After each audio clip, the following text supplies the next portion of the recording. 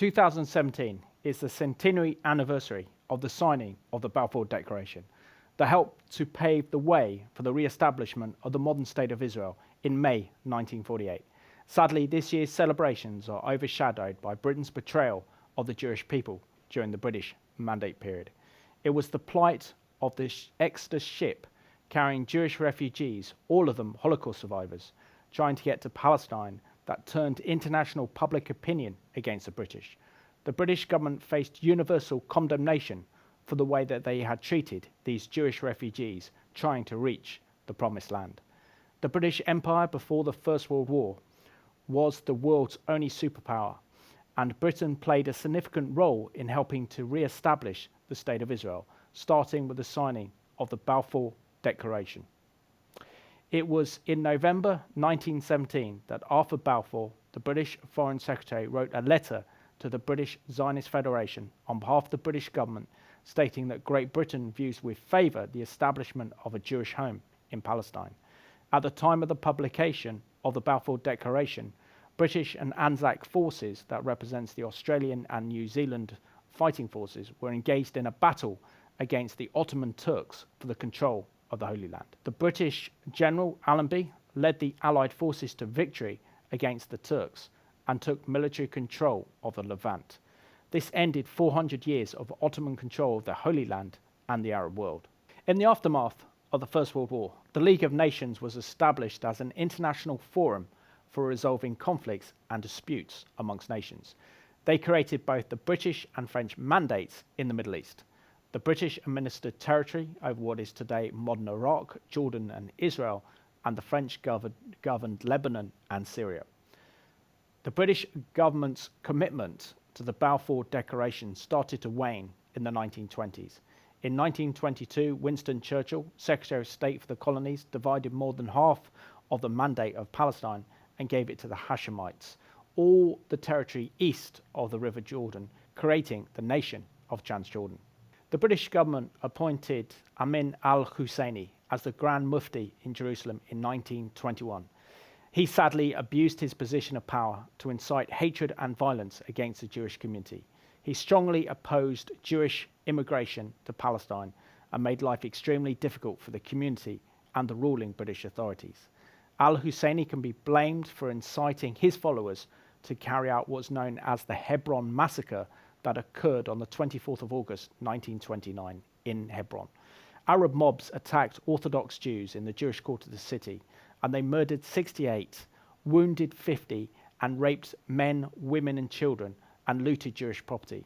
Some of the victims had been tortured and mutilated. The British High Commissioner, Sir John Chancellor, visited the scene in Hebron and later wrote to his son describing the evil that he saw. The horrors of this are beyond words. In one house I visited, not less than 25 Jewish men and women were murdered in cold blood. The Grand Mufti was also responsible for the Arab revolt in Palestine from 1936 to 1939, when he led a nationalist uprising against the British and demanded Arab independence and an end to all Jewish immigration to the British Mandate of Palestine.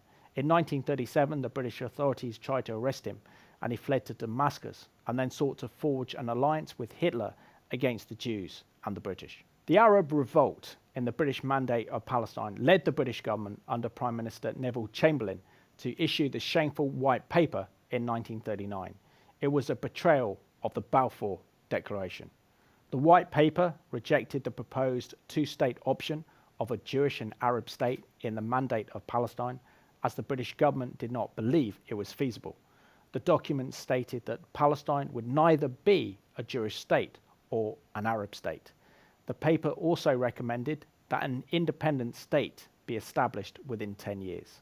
The proposal also said that Jewish immigration be massively restricted and that severe restrictions should be placed on Jews buying land. The British government, in issuing the White Paper, went against the promise it made to the Jewish people in the Balfour Declaration that it would help to create a Jewish state in the Mandate of Palestine. To add insult to injury, the British ignored the plight of European Jewry, as many Jewish people who were trying to escape the horrors of Nazi Germany and occupied Austria and Czechoslovakia were denied entry to Palestine. The Jewish Agency for Palestine issued a scathing rebuke of the White Paper, saying that the British were denying the Jewish people their rights in the darkest hour of Jewish history. The British government could have saved hundreds of thousands, even 1 million Jewish people from the evil of the Holocaust, had it not been for the White Paper and not wanting to offend the Arabs. The British government was not responsible in any way for the Holocaust, but they have Jewish blood on their hands for not helping European Jewry to escape the evil of Nazism and the Holocaust by giving them a haven in Palestine. During the Second World War, the Jewish community in Palestine realized that Nazi Germany, not the British, were the biggest threat to their survival. So they joined up with the British and fought with distinction in North Africa, Syria, and in Southern Europe. In the aftermath of the Second World War, the world became aware of the true extent of the evil and the horrors of the Holocaust, that the Nazis had murdered over 6 million Jews on an industrial scale.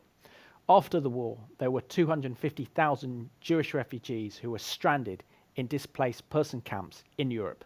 US President Harry Truman and the Anglo-American Committee requested that 100,000 Jews be immediately granted entry to Palestine, but the British continued their ban on Jewish immigration. The British Navy patrolled the coasts of Palestine to prevent desperate Jewish survivors from the Holocaust from joining their fellow Jews in Palestine. It was the story of the ship of Exodus that would turn world public opinion against the repressive methods that the British armed forces used to prevent Jewish entry into Palestine. The Exodus was formerly known as President Warfield, where it was built as an American pleasure cruiser until it was appropriated by the United States Wartime Shipping Administration in the war for convoy duties. In 1943, it was in a convoy that was attacked by German submarines, and it was later deployed to D-Day landings in Normandy, where it came under German air attacks. The ship was decommissioned in 1946 and was bought for $8,000 US by the Western Trading Company, a front company for the Israeli army. The steamship was refurbished in Baltimore before setting sail for France on the 25th of February 1947. When the Exodus ported in France, it picked up 4,554 men and women and 655 children, all Holocaust survivors. As soon as the ship left French territorial waters, British destroyers accompanied the ship as it made its way to break the British naval blockade. The Exodus attempted to head to Bat Yam, south of Tel Aviv, and beach the ship. The commander of the British destroyer demanded through the loudspeakers that the ship should discontinue its journey. The captain of the Exodus, Aronowitz, ignored the orders and continued his course for Palestine. On the 17th of July, 1947, the ship was officially renamed the Exodus 1947 in a ceremony at sea that would see the Israeli flag raised on the masts with its famous white background, blue stripes, and the Star of David in the middle.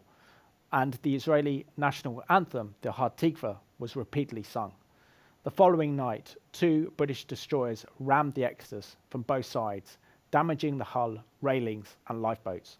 The ship was then boarded by sailors and Royal Marines as the Holocaust survivors put up a desperate fight that resulted in the death of 2 Jewish immigrants and a crewman, and 30 wounded. Noah Kiger, a Jewish refugee on board the Exodus ship at the time, described the events of that night by saying, "We were determined not to surrender the ship to the British without a fight. It was an unequal battle, and eventually the Royal Navy boarding party, using truncheons and firearms, succeeded in bringing the Exodus under its control. The clash lasted several hours and resulted in 3 deaths. The Exodus ship was towed to the port of Haifa, where the immigrants were forced into deportation ships bound for France. The Jewish immigrants refused to disembark from the ship despite the heat wave and shortage of food and in extremely cramped conditions. The French government refused to force them off the boat.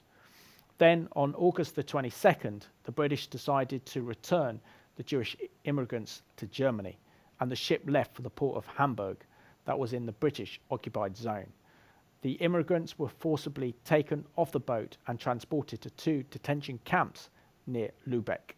Journalists who covered the desperate plight of the Jewish refugees wrote about the cruel and the heartlessness of the British, and this sparked international outrage and turned world public opinion against British policies in Palestine. It was the dramatic story of the Exodus ship and the plight of the Jewish refugees that exposed the brutality of the British government, and this is one of the key factors in the British turning the mandate over to the newly formed United Nations. In this centenary anniversary of the signing of the Balfour Declaration that led to the recreation of the State of Israel in 1948, it's also important that we remember the 70th anniversary of the Exodus ship and the appalling treatment by the British of the Jewish refugees who had survived the Holocaust. It's important that we remember and honour the British government's historic decision for the signing of the Balfour Declaration, and we should also remember the shocking betrayal of the Jewish people during the Mandate years. We should seek an official apology on behalf of the British government for the white paper that restricted Jewish immigration to Palestine during the darkest hour of Jewish history. The British government should also issue an apology for the treatment of the Jewish immigrants on board the Exodus ship.